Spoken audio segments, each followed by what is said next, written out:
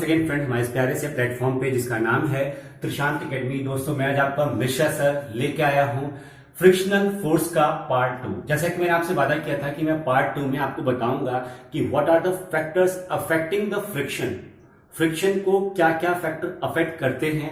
Secondly मैं आपको बताने जा रहा था कि टाइप ऑफ फ्रिक्शनल फोर्स कितने टाइप की होती हैं। तो हम डिटेल में एनालिसिस करते हैं। जिन भी मेरे छोटे भाई बहनों ने या जो मेरे दोस्त हैं वो इस चैप्टर को देख रहे हैं, तो जिस भी लोगों ने पार्ट फर्स्ट नहीं देखा है तो जल्दी से आइए हमारे प्लेलिस्ट में पार्ट फर्स्ट जरूर देखिए। साथ ही साथ आप इस वीडियो को एक लाइक जरूर दीजिए क्योंकि बहुत मेहनत लगती है वीडियो को बनाने के लिए। ठीक है दोस्तों, चलिए स्टार्ट करते हैं। देखिए आज हम सीखेंगे what are the factor affecting, देखिए फैक्टर अफेक्टिंग फ्रिक्शनल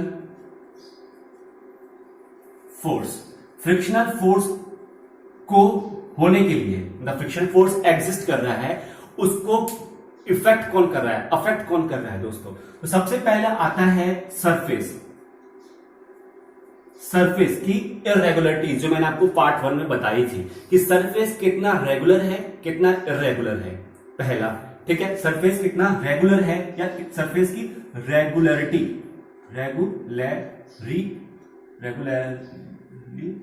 ठीक है, रेगुलरिटी हो गया। दूसरा दोस्तों क्या होता है कि the force which we applied on an object, अगर जो हमारी फोर्स अप्लाइड हो रही है, यहां पे लिखिए कि force applied on an object के ऊपर कितनी न्यूटन की फोर्स लग रही है इस पर डिपेंड नहीं करता। फैक्टर जो अफेक्ट करता है वो ये डिपेंड करता है कि हम जो फोर्स लगा रहे हैं, फोर्स अप्लाइड ऑन ऑब्जेक्ट, उसकी डायरेक्शन क्या है, उसका मैग्नीट्यूड क्या है, दोनों डिपेंड करते हैं। मैंने आपको बताया था कि अगर हमारी अप्लाइड फोर्स, जो हम फोर्स अप्लाइड कर रहे हैं ऑब्जेक्ट के ऊपर, हमारी applied force frictional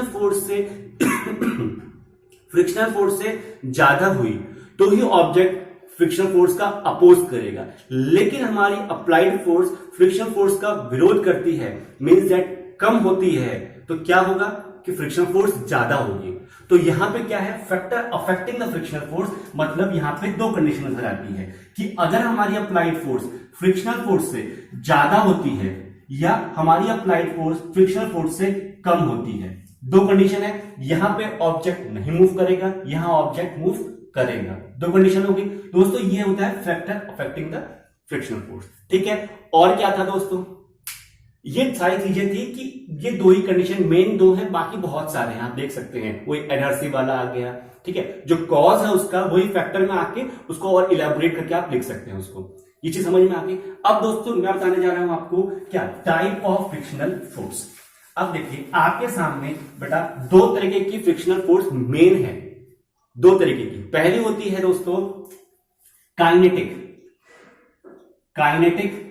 frictional force, ठीक, तो काइनेटिक फ्रिक्शनल फोर्स, इसमें बेटा एक होता है क्या, रोलिंग फ्रिक्शनल फोर्स,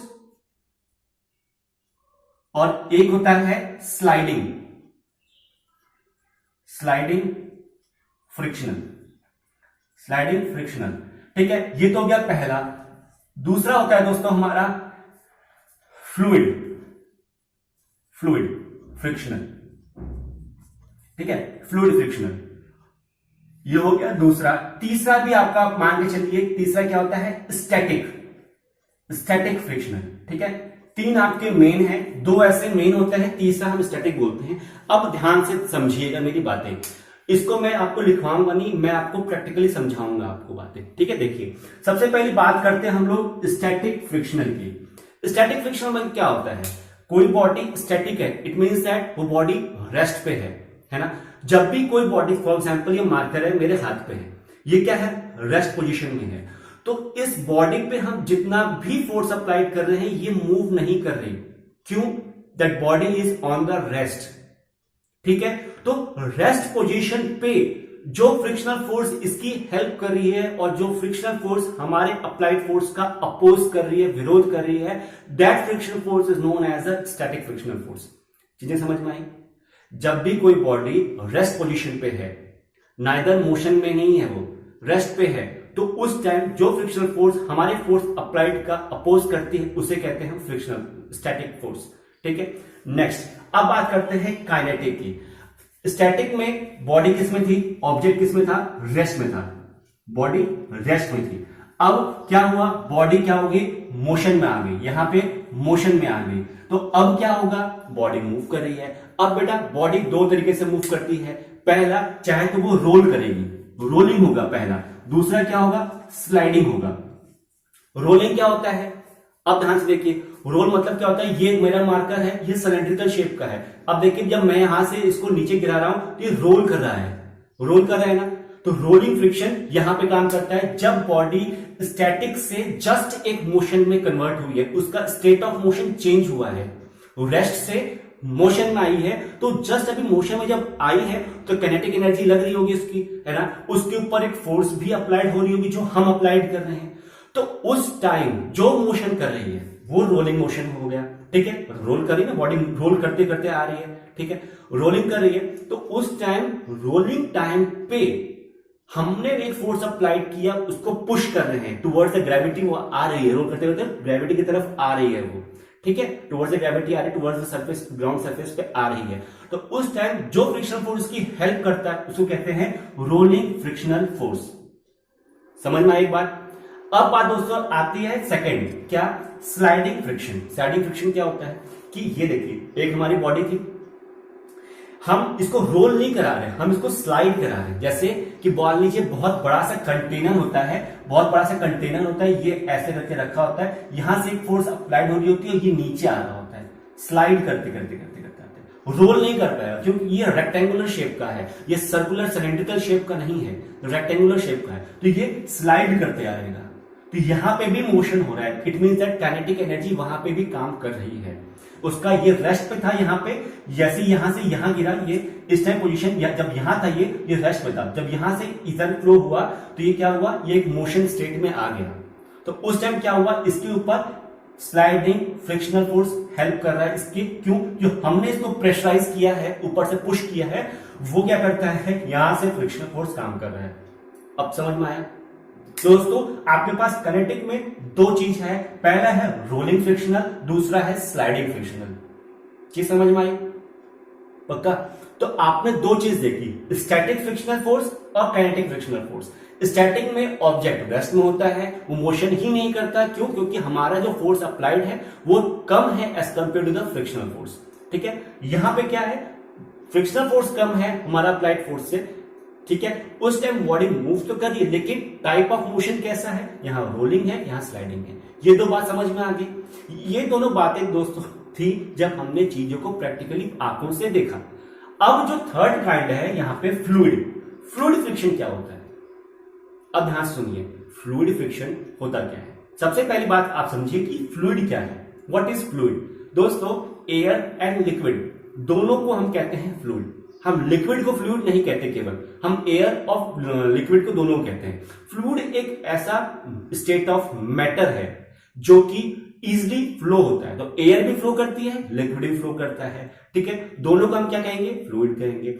अब दोस्तों जब भी कोई ऑब्जेक्ट चाहे तो वो एयर में है, चाहे तो वो किस में है, लिक्विड में है, दोनों टाइम पे जब वो अप्लाइड फोर्स का विरोध करता है उसको कहते हैं फ्लूइड फ्रिक्शन। कैसे, जब भी एक स्विमर होता है, स्विमर तैराकी नदी में तैर रहा है, वो फ्लूइड में है ना, वो फ्लूइड जब वो अपने हाथ से वाटर को प्रेस करता है, वहां पे कौन सी फोर्स लगती है, लिक्विड में कौन सी फोर्स लगती है, वहां पे लगती है बायंट फोर्स, जो कि मैंने आपको बताई थी, और वो हेल्प करता है आर्किमिडीज प्रिंसिपल पे, ठीक है। आर्किमिडीज प्रिंसिपल वहां पे वर्क करती है, बायंट फोर्स वहां पे वर्क करती है। तो बायंट फोर्स का विरोध उस टाइम कौन कर रहा होता है, फ्रिक्शनल फोर्स काम कर रही होती है विरोध, और उस टाइम उस फ्रिक्शनल फोर्स को कहते हैं हम लोग फ्लूइड फ्रिक्शनल फोर्स, ठीक है। चीज समझ में आ गई। जब स्विमर हो गया या आपके फिश हो गए, जितने भी एक्वेटिक एनिमल्स हैं, वो फ्रिक्शनल फोर्स के हेल्प से ही वो मूव करते हैं, नहीं तो वो डिप हो जाएंगे, ऊपर नहीं आ पाएंगे, क्योंकि वो विरोध करते करते ऊपर आते हैं, ठीक है। जस्ट ऐसे ही जो बर्ड्स हैं, बर्ड्स ऊपर एयर में फ्लाई कर रही होती हैं, तो फ्लाई कैसे कर पाती हैं, एक फोर्स उनको खींचता है अपनी तरफ, लेकिन वो उसका विरोध करते करते वो फ्लूइड फ्रिक्शनल फोर्स की हेल्प से वो आगे मूव करती हैं।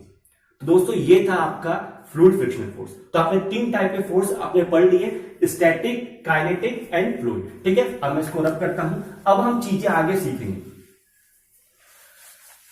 दोस्तों ये बताइए कि फ्रिक्शनल फोर्स है, इसके कुछ एडवांटेज भी हैं।